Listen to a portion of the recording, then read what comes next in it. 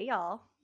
Welcome back to another episode of Cheaper Than Therapy. We have one of our favorite people here today, Mr. Todd Baratz. Me, a favorite one. He looks like your Hi, face two are was like, my who's favorite. that?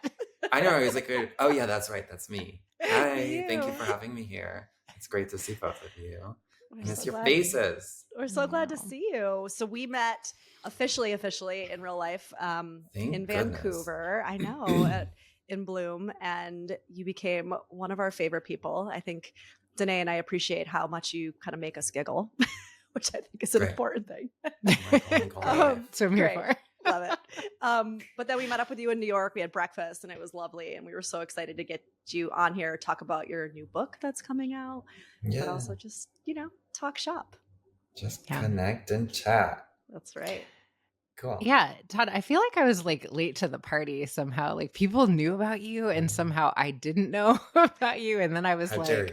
I How mean, dare what you. is it's like What, there was no how have I party, been sleeping on unfortunately. Todd? What is this? But Yeah, no party yeah. here. But I feel like, yeah, what I love so much about your content, and anyone who follows you on Instagram probably gets a sense of this, is that you're very much like all of the things that are sort of the pop psychology ways of talking about psychology and relationships and the things that we talk about all the time. You're sort of like, yeah, that's bullshit. Like, that's sort of, you're going to be a human being. That's not sustainable. That's not real. Like, let's be real. And I feel like Vanessa and I are always like, take us back to like how you started doing whatever it is that you're doing. How did you make the decision to start putting out content with that perspective? Well, I mean, I've always kind of had that perspective, and that comes from my own experience in therapy. That Mhm. I've been in therapy forever, and I was really fucking lucky that I found this therapist at 15, who was just absolutely incredible, Derek, and I write about him in the book. And he really is the one to introduce me to this kind of perspective. I mean, it's basically just a down to earth, reasonable, nuanced, empathic idea that few things are black and white.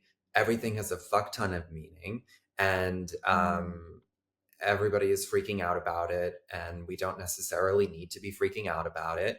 But it really comes from my own experience in, going into therapy and feeling like I'm doing life wrong or that I'm inherently wrong, and having him respond to me in such a way that makes me realize that all of these social values that I've internalized are wrong. They're not black and white. I'm not bad if I do X, Y, or Z, and neither is this other person. And then it helped me understand my story behind that and where I learned the values, and et cetera, et cetera, et cetera. So it really, the origins of my way of thinking comes from my therapy experience. Yeah. Tell us a little bit too about we don't have to therapize it too much, but tell us a little bit about how do you feel like your upbringing kind of contributed to how you show up in the world? Because obviously you can't separate the two. I know you got some East Coaster in you, which I appreciate. Probably a little bit Massachusetts. A little bit of that like snarky down to earth that I love so much. But yeah, what is that like, right? So we're talking about obviously where you grew up, how you grew up, like that also obviously played a huge part. No? Yeah, I mean, I had a really traumatic upbringing, so maybe that's why. But I mean, I gained access to really deep and powerful emotions at a very young age and didn't know what to do with them. And because of that, I've had to really work on mastering and understanding, not mastering, whatever the fuck that means, understanding them better and understanding myself better. Yeah. So it's just been a lot of practice in really deepening my experience as a human being, just out of necessity, because like I was extremely depressed and had panic attacks and was suicidal and a drug addict, and I was 14. I was really, really hard. So I started this very, very young. And that gave me access to a level of empathy and understanding for how we all feel collectively. Not saying that, my feelings are everyone else's feelings or my experience is everyone else's experience, but the powerful feelings I was feeling, I quickly had to realize were inherent to what it meant to be alive. And that at certain times when I was feeling powerful things, I knew that this was me connecting to a collective consciousness of emotional experience. And so I had to really understand that. I don't know where I'm going with this. I don't even remember now what you asked, but it comes from that place. Yeah. And it was part of my upbringing. I mean, my mother was very sweet and she instilled that kind of caring side of me, but it was really just the intensity with which I struggled with my mental health Mm. at such a young age that forced me to develop a deeper understanding and appreciation, and then subsequently knowledge and information about what I was going through, what other people go through, and just the human experience in general. Mhm. Mm.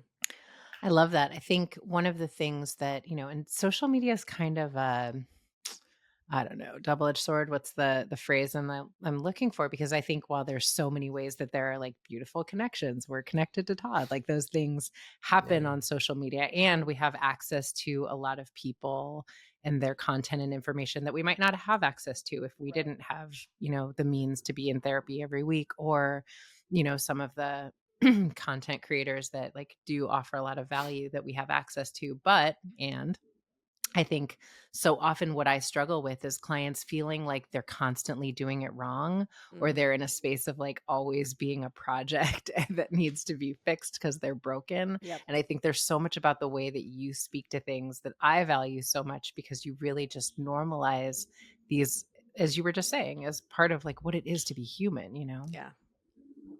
Yeah. Yeah, I mean, it's because I mean, I think this wellness, self-help, relational health, blah blah, they've become social values. It's like a Mm, religious experience. They're mm, morals. And so people, as you were saying, everyone that I see, whether it's an individual or a couple, they're coming in feeling like they're fucking up in one way or another and are therefore inherently fucked up because they're not living up to the standards they've learned online and that gets communicated then and on TV, film, and with their friend groups. Um, and that's what I find so fascinating and intense and powerful about some of this stuff is their posts, but they're posts that are reflective of social values, Mm. mm, their cultural values. I mean, the value about being in a relationship or staying in a relationship that has been labeled unhealthy, is really something that's become a social value. It's like you don't do that, that's wrong, and people feel Mm. so much shame about it. Yet I'm not encouraging people to have unhealthy relationships, but many relationships are unhealthy. No Yeah. one's learned how to have a relational health ever. So like we're gonna have some unhealthy times in our relationships because of that. But mm, but people are feeling a great amount of shame because they think they're doing everything wrong Mm. because they've internalized the right way to live as a moral. It's a moral, I love like that. Yeah. religion. So I was going to It's bring that back dogmatic. around. You said that around the dogma, right? And Hmm. I think that that's actually I've expressed this today in the last like couple months where I got like very burnt out on the social media kind of wellness world, and what I literally was saying is like everybody's got a fucking opinion and everybody's opinion's right. And I got so aggravated where I had to like completely step away because it just felt dogmatic, and that's exactly the word without realizing that that was the word I was searching for. That's it. And it feels religious. I think that's a really good way mm, to put it. I think that as beings, naturally we have this kind of religious or spiritual part of who we are, like as beings. But I think my guess is, I guess from like a Jungian perspective, we're so disconnected from things that are bigger than us that we look to things like our relationships or our therapists online to basically plug that hole. And I think that's where so much of this dogma comes from. But I don't know. Yeah, I mean it's really intense. It's like evangelical wellness. Oof. That, That's like really that, scary. God, it's so interesting Um, how you that. haven't like thought of something until you said that. I'm like, God, you're so Yes. right. But I hadn't Evangelical. thought That's I about mean, it. so everyone that it. comes in that I see, I mean, every session I have, it's like I'm trying to like combat all of this, like I'm bad, they're bad. It's either I'm bad or they're bad. And it's like, Yep. wait a minute. Like, why? What's the Yeah. story? Where does the bad even come from? Why do we even say bad? Like Yeah. it's like, where, why? But it's so intense. It's so powerful. And it's really actually a barrier to connection. It's a barrier to Mm. wellness, which is the irony of it all. Yeah. Is it like this is all supposed to be helpful? This is like healthy things, yet it's exacerbating and creating a lack of healthy things. Oh, I feel like I want to hear more about what you do as the next steps with clients when they're sort of like in that space of like, I'm bad, they're bad. So you're obviously in the inquiry around like what else could be true, but what do you suggest that how they hold it in another way, or like what do they do instead of being bad or making other people bad? For someone who's listening and maybe not on social media. I don't know. Yeah. And I mean, the other thing that's sad about this, though, is that these are people that I'm seeing that are wonderful, wonderful people. Mhm. Wonderful people. But it's a journey. I mean, I'm really big into narrative and Mhm. storytelling, as I know the two of you are, and most coaches and therapists, and hopefully other people will be too. But I Mhm. really try to get away from the labels and the big buzzwords, and um, I, I want to know the story behind it. I want to know the who, what, when, where, why. I want to know the meaning, the origin stories, both the family origins, the cultural origins, all of the origins. I want to know all the stories. And Mm. then I have to convince them of those stories and the powerfulness and the impact that they have on creating these narratives that are actually unhelpful. And then I work with my clients to create a more empowering story around who they are, a narrative. Um, but it's Mhm. hard because most people are coming to this um, with decades of Mhm. practice, beating themselves up or hating others or hating the Mhm. world. And it's really, really, it takes a lot of work and sometimes a lot of time. And then sometimes not really. Sometimes I see people move through this really quickly and they're like really ready to learn and to figure their shit Mhm. out and to become aware, and they do it quickly. And it's really cool how fast sometimes people can um, change their outlook, their perspective, their Yeah. belief system. I feel like too, what I see a lot of times in clients is an attachment to, I mean, I guess I don't want to say an addiction to, although sometimes it feels like that, but such an attachment to the narratives, that I think that so much of that excavation is like understanding what those narratives are. And then it's that when you said convincing, I kind of giggled because it is a little bit of like convincing them otherwise, because some people more than others are very attached to holding on to those narratives, because if they let them go, they have no identity on the other side of them. Right. Mhm. So it's like we're simultaneously convincing them that maybe those narratives are not theirs or are not the best narratives, and also helping them build an identity that can almost feel like a parachute or like a net or something that can catch them on the other side of them, if that makes sense. Yeah, it's a lot of like emotional construction, like Mm, building Mhm. an entire, tearing it down and building a new home. yeah. Um, Yeah. a lot I of love convincing.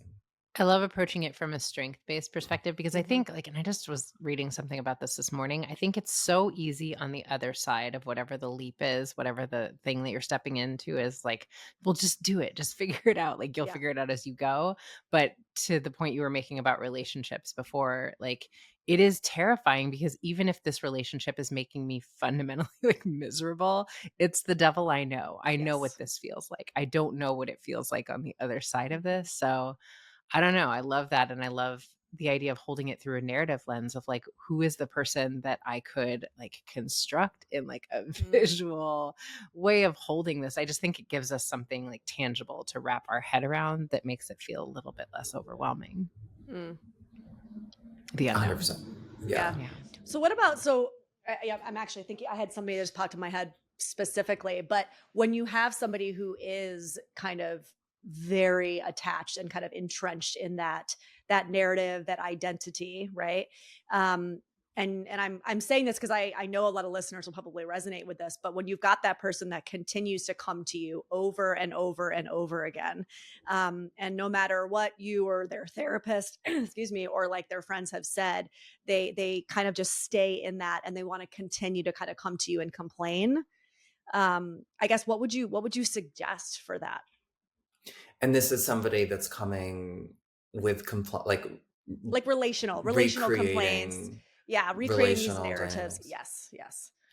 I mean, again, I I'm so repetitive Mhm. and what I do sometimes, and I'm like, maybe this is too repetitive.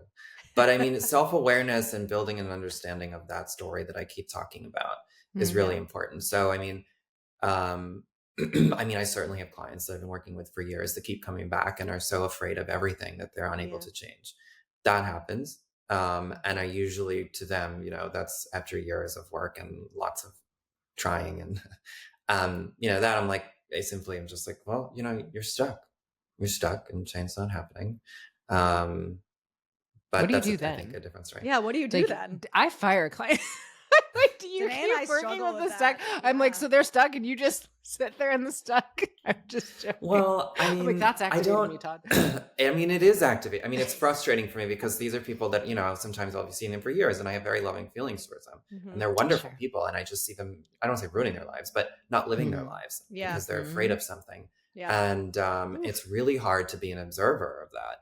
Yeah. But the requirements for my clients to come to therapy, is not to improve. And what I is love improving, that. right? Yeah. What I the love fuck does that that. mean? No, I mean, we know what improving is, to feel better. But like, sometimes I know that therapy can be a space where it's just helpful to have a relationship that's supportive. Yeah. I think oftentimes we think of therapy as we go to change to become better. Yeah. We don't, when we all know that therapy is a relationship and the relationship is the change agent, etc. But we often dismiss and discount just the impact of having access to that kind of a relationship, period.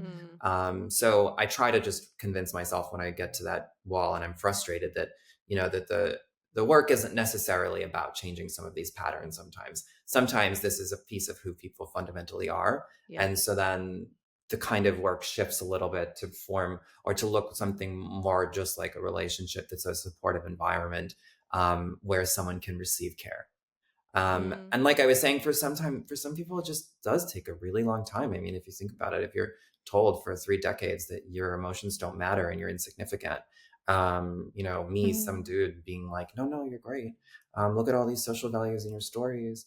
I mean, it may not have a quick impact. Sometimes it takes a long time for people, depending on how deep their traumas are. I love that. But for people that are able to change, it is a lot of self-awareness, a lot of building, a lot of understanding, a lot of making the unconscious conscious, and that breeds choice. People have more choice to make better decisions, not for perfection, not for complete relational health all the time, but better choices if we can be more conscious. I'm laughing because my inner critic is like, I'm like, that's so beautiful. And I just want to make clear, in case any of my clients are listening, I'm kidding. I will never fire you because you feel stuck. I love you.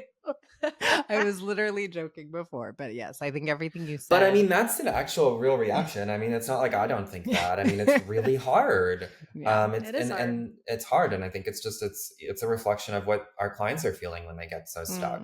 That's it. In terms of wanting to fire themselves. I think, and if anything, it's something helpful to use that experience.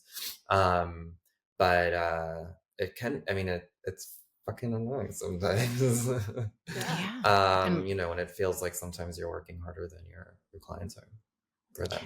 And a lot of times that is like, then Vanessa and I talk about this a lot of times, that is our shadow of like, this is difficult for me to sit in within myself. So it's really difficult for me to witness. Like sometimes if someone is stuck in like a dark space, like I don't allow myself sometimes to go there and stay there. So it can be really hard for me to witness and not be like, I'm like a meaning making ninja sometimes to a detriment. So I'm like, come on, let's get to the story and how we're going to reframe this. You got this. But that's not always like, sometimes we need to sit in the muck for a minute, Yeah. I was thinking too, that person I was thinking the other day, I don't know why it felt different this time than it has the other times before, but when they got into their story and they got into their narrative, and this actually isn't even a client, I think I would have gone into what you were just saying, Dene, which is my usual, like the go to the meaning making and the go to the reminding them of this and the go to like, empowering and you can do things differently and what I would usually do. And for whatever reason, I just was like, I had this like awareness of awareness where I was like, no, we're not doing that. And I just kind of listened. And what I found was interesting is that they seemed to get a little annoyed with me just listening. Like it's like they were expecting me to give them what I would usually give them, which is like, well, what about this? And what about, and I was like, I don't want to play in that game right now. Actually, I'm not interested in doing that. I'm just going to be here and listen. And anyway, it was just an interesting dynamic to kind of witness, We play an interesting role in people's lives when you think about it. I kind of want you to, I'm like, say more, Todd. No, I just mean being in the receiving end, being a participant in, it's a unique relationship. Yeah, it's because I was thinking as you were saying that, V, like Caroline Myss was talking about energy vampires and like an Mhm. archetypal thing the other day that I was watching, and she was talking about how a lot of times we will get into the space where because there is an energetic exchange, someone will be drawing energy from you, from Mhm. your like cheerleading, from your Mhm. like you got this, like whatever, but they're not actually interested in solutions really. It's Yep. that thing we talk about in therapy, like that help rejecting complainer energy. Like they're not actually interested in solutions so much as they're interested in like pulling the energy that you're giving. Like I get my weekly dose of like my cheerleader, and that like is that actually Helps me get through supportive? it, helps me keep going, helps me whatever, but actually maybe it's helping me just go back into the same thing that I'm going into and just continuing to kind of perpetuate that cycle. Yeah. Yeah, that's interesting. Anyway, back to Todd's as we No, go this is down the all rabbit great. I talk about this in the book. I talk about this in terms of I call it an obsessional crisis. Mm, Mm. I don't know. I think I don't know if it's Lacanian. I don't know if it's Jungian. I don't know if it's really who started it. It wasn't me. The word obsessional crisis, but there was something my therapist said to me when I was in an obsessional crisis, and I was just so fucking stuck for so long. yeah. Um, and it's an awful place to be. But I do think it becomes an obsessional space that's a defensive position. Will you Totally. Um, will you say more about what it means for laymen, people that don't know what you mean when you say obsessional crisis? Obsessional crisis just, I mean, is a fancy way of saying really fucking stuck and obsessing Mm, and spiraling on the same thing over and over and over for sometimes months to years. yeah. I was going through this with my ex. I couldn't get over it. I couldn't move on from it. Mm, And it was obsessional. I couldn't stop thinking about it. I couldn't move on from it. It was a defensive place for me. I write about this in terms of protecting me from having to reconfront my earlier traumas. And at the time, I wasn't aware of it. Now I am. But I do think that the stuckness, the obsessional quality of some of that stuckness is really preserving. I mean, it really destabilizes or not destabilizes any kind of capacity for growing or mm, for Mm. understanding and learning and changing. And oftentimes, the growing, learning, and changing is something that's really painful to confront. Like for me, it was these earlier traumas and kind of recent traumas. Um, but in terms of that meaning making machine thing, Dene, I do the same thing. yeah. Um, but I do think that is the meaning behind some of the stuckness for people. Mm. And I like calling it a crisis because I do think it is a crisis. Yeah, I love that. Yeah, I think circling back to what you were saying about like the interesting space that we hold for people, it's such a dance. And I think it's, to the point Vanessa was making, it's a lot of times like I don't know, like a divinely guided art a little bit because we need to be in that crisis sometimes to your point for like years. Like I was thinking about how Mhm. my therapist let me obsess about something for a couple years that I'm like, how did you just sit there and like tolerate that? I mean, I like, mean, God, you have a lot of yeah, patience, girl. But like I was not ready for anything other than like using that as the Yes. distraction that was getting me through what I was getting through. And so it's a over little and bit over and over. yeah, like we Mhm. can't get there until we're ready. So how do we hold space for like this is where you are right now and that's okay. But it's Mm. it's not always easy. Yeah. I mean, the line I always use, and again, my therapist used with me is, we simply just have to be impressed by how powerful we can feel sometimes. And I Mm, think it really captures, the humanity of it all. That Mm. it's not an evaluation. It's not something we necessarily have to do anything with, but to observe, experience, and appreciate. Hmm. beautiful. I love that line. Mm. You're Yeah. gonna say something? Yeah. No, Fun Didn't want go to stuff. cut you ahead. off. No. Okay, so specifically though, let's circle back a little bit because this is like a point in the book I want to talk about. When we started talking about kind of avoiding the traps of like insta therapy, Mhm. how do you specifically address that in your book? I mean, do you kind of go through like a list of like flags? Do you go through like a list of things that you find are Yeah. bullshit? Like the way that you structure that. I mean, how do you Um, work with that? Let me see if I can remember. I mean, I think it's just sprinkled throughout the book. Okay. In the introduction, I kind of, give an overview of, all the different things about codependency and narcissism and toxic everything and everyone's terrible and blah blah blah, and red flags and all of the buzzwords. as a way to kind of introduce a different approach, a reframe of, what I've been saying, and approaching, we're human beings, we're not machines. We're very complicated. There's a lot more nuance. So I do that. But I kind of do it then throughout the book, as I move through just different topics in terms of talking, whether it's about sex or relationships or just overall emotional philosophical well-being. I do a little cultural analysis of whatever the current trend or social value is around relationships or sexuality, or how we put it in these limiting boxes, and then I expand or burn the boxes away. Burn the boxes away. I don't even know what that means. Burn it down. Burn them down. Burn it down. Burn it down. Throw it out. I get rid of it. I love that. And I love that you're like, I don't even remember. I can't even tell you how many people have asked me about things in my book, and I'm like, oh, did I write that? I really don't remember. Totally. It's been a minute, but yeah, I think that's real. I'm curious to hear your thoughts on like how relationships are changing. Like, you work with couples a lot. You see relationship dynamics. Like, what do you think is like evolving or going to be different in the next, I don't know, 10, 20 years in our relationships? Do you think we're going to be the same? What do you think, Todd?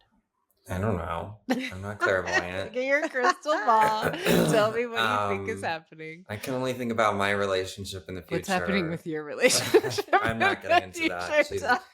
I'll need an Ativan. I just had a Celsius, so I can't. No. There's so much shit to talk about. This trendy Insta whatever, but it is bittersweet because people are becoming more aware of the need to think a little bit deeper about themselves and their relationships. People are becoming more aware of how helpful it could be to work on their relationships, because it's constantly being thrown in their face and jammed down their throats that, this could be a problem, this could be a problem, this could be a problem. So while it's creating more anxiety, it's also creating more anxiety that's leading people to, and couples to, reflect more. So it's not all bad. But I do think I hope that the more access to this type of information will lead to people becoming more aware of how important it is to do this type of work. And so, I would hope the results of that would be people would have better relationships, but I don't know if that's a little too aspirational or idealistic. But I think that will change. I think couples therapy might become, I'm hoping, will become much more normalized. One thing I read in the book, and just in talking about therapy, is I was saying that, like, everybody should be assigned a Derek, who's my therapist, is that, like, I think that everybody should be assigned a therapist. Every couple should be assigned a therapist, a coach, a guru, a guide, a shaman, a yoga teacher, someone that makes them reflect and sit and think and breathe a little bit deeper. That, people approaching their relationships based on their gut instinct and these learned shitty values from their family is just not doing it. So I think people are hopefully becoming more aware of that, and those shifts will create, hopefully, shifts in making relationships more satisfying. Also structurally, non-monogamy, monogamy, polyamory is likely to continue to increase, and things like that. I think gender diversity is great and will also be part of the story, as will how liberated and free-ish people are sexually, with a highlight on ish. But I think a lot is to change. But I think the important part of it is not how will it change, but the process of change and how that's happened over hundreds of years, and how that changes how we think about things, which is kind of a major point that I make in the book, is that context really shapes how we see and define our relationships. And context is defined by culture. And as culture changes, our relationships change. And so these things that we're seeing on Instagram and internalizing as absolute truths, morals, and this kind of evangelical wellness shit, it's really just based on changing cultural values. So it's something that I hope people realize, is that, when we're thinking about, well, how will they change? It's important to recognize that where we are now is going to change, and that that's even more reason to expand the way we think about things, and to be open and flexible to new perspectives, because change is coming and it's always come, and things have always changed. it's a piece of that kind of absolute truth that I think we kind of have to do away with, especially when it comes to Yeah, relationships. I love this because I was, even when you said this idea of like better relationships, I thought to myself, and I think one of the most freeing things about all of this change is that we are starting to also get to decide what better relationships are for us individually, Right. right? And we didn't have that necessarily freedom in prior generations. And so what I view as a relationship that's fulfilling for my soul is going to be, and probably is, very different than you or Dene or anybody, because I'm a different being, right? And of course, we can have certain things that we can learn, right? We can learn healthier ways to kind of self-soothe or to like have, healthy communication and all that kind of stuff. Sure, foundational. But even when you were saying like, the dynamics of the relationship container changing. So like whether we're talking about non-monogamy or polyamory or whatever, and then like the gender fluidity and all of these different changes that are happening there, the way I see it is we're just moving towards a space of realizing the individuality of everyone, and that it is possible through this like self-awareness practice to find, create, establish, maintain what better is for you, right? And that to me feels like one of the most important pieces of like this movement. And I love what you're saying about it will continue to change forever and ever, amen. And that's great. Some people are terrified of that. I just said to a friend of mine the other day that's going through a kind of a breakup rough patch with her partner, and I said there's no capacity in her current relationship for evolution at all. And that is the reason why it's breaking up, is because she is growing and evolving and he is not allowing her to. And so obviously she's like, can't do this anymore. And I thought, isn't that such a metaphor for life? Like if we don't have the space for change and evolution and, it's not going to work. Yeah. Yeah, what better means, I don't know. You're right. I really like the way you put that. And it's important that better means something different for everyone. Yeah, it's such an interesting juxtaposition because on the one hand, I feel like we're living through this moment in history where we are sort of like challenging the idea that some like external force knows what's like better or healthy or all of these things, which I feel like you do such a beautiful job of like naming in your content, Todd. But like there's also, I find, and this is another thing that you push back on a lot, there's such a hunger to pathologize ourselves and like guilty. Like I'm like the biggest person to be like, I'm an introvert, so it's super hard for me to like whatever. And that can be like really minimizing of like what I'm capable of. And that's not the truth of my experience, but we are so hungry still. Like I never fails. Like if I post something about like attachment styles, like everyone's like, oh, I'm totally like all the engagement, I'm totally anxious, the avoidance should die, like all of those things. And I'm like, we are super hungry to like slap a label on it and call something normal and something abnormal. And why do you think that is, that we're so hungry to pathologize ourselves, Todd? I really think it's just a lot of anxiety. And it's a sophisticated version of anxiety because we've really reframed it as health and necessity, labels and categories. And it'd be one thing if we, labeled or categorized and moved on and had some neutrality with it. But it's like this, as you're describing, a hunger, a desperation. And it's not something that ever stops with a label. It's something that just ramps up. And to me, it is a reflection of just how collectively anxious we are to try to get away from feeling pain. It's kind of like a survival response gone awry because of our own individual traumas. So I see this as one huge, massive trauma response or way of managing anxiety, especially when it comes to relationships. All trauma is relational, as we know. And so how do we want to protect ourselves in our relationships so we don't get hurt, so we don't experience pain? And I think a lot of that comes from looking for solutions and answers that are easy. And some of them actually are, which is why this works. But for the most part, things are really complex and the solutions aren't really solutions.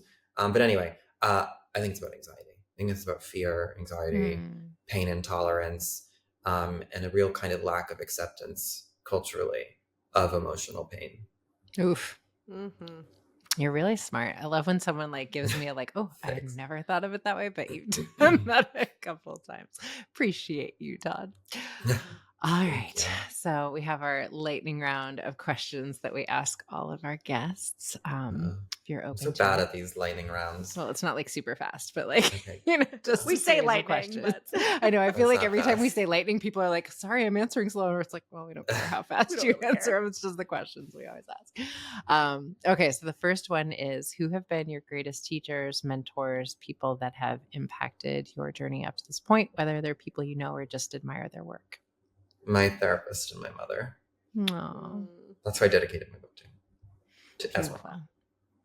Okay, so the second one is around this concept of flow, right? So that thing that you're doing when time disappears, when you kind of feel totally integrated and present. What is that for you? What do you find yourself doing when you're in flow?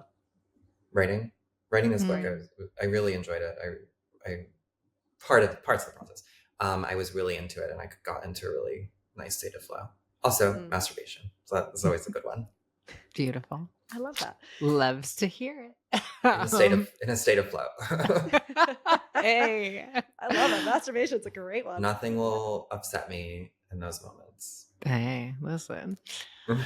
From self-pleasure to what breaks your heart. What breaks my heart? I don't know. A lot of things.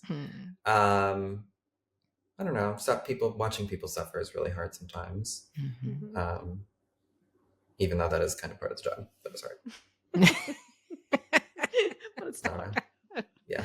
If you're hearing this, people, we are human. It's still hard for us to be with the stuck and to witness the suffering. Yes. And then the last question is, what is your favorite food? It would either be French fries or dumplings. Ooh, what kind of dumplings? Any kind. Like any kind. I mean, a soup Doesn't dumpling matter. would be great, but anything could be in it. Okay.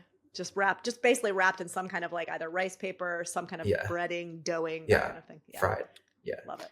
We can hang. We'll be back in New York to eat with you again. Sweet. Let's get dim sum and French fries. Yeah. Next time, dim sum. Okay. Yes, please.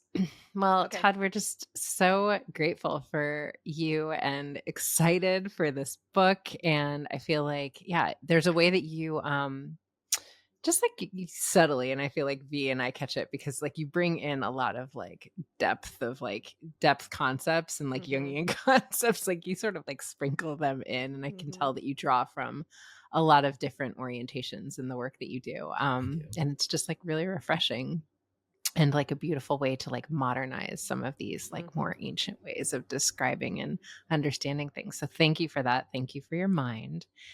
And, just for normalizing our humanity in the way that you do through your content. I think it's really important, and you're doing a huge service to the world. So we appreciate you. I appreciate the two of you. I'm so happy to connect with you. And now we're real friends. We're real friends. We just live across the country. I know, come back to LA. From a lot of my friends. Yeah. Tell us though, when this airs, the book will be coming out. So we'll link everything in the show notes, but tell us where people can find you just in case they're not. I'm sure they already are, but in case they're new to you, tell us where they can find you. In case you're new to me, you can find me on Instagram at your diagnonsense. Love it. Diagnonsense. And he has a podcast. And I have a podcast called Our Diagnonsense. It's really good. I love it. And the book is called How to Love Someone Without Losing Your Mind. But you're going to lose your mind, so sorry. Title. So sorry. The title's a little misleading. You will. You're going to lose your mind. So just. But then you'll get it back.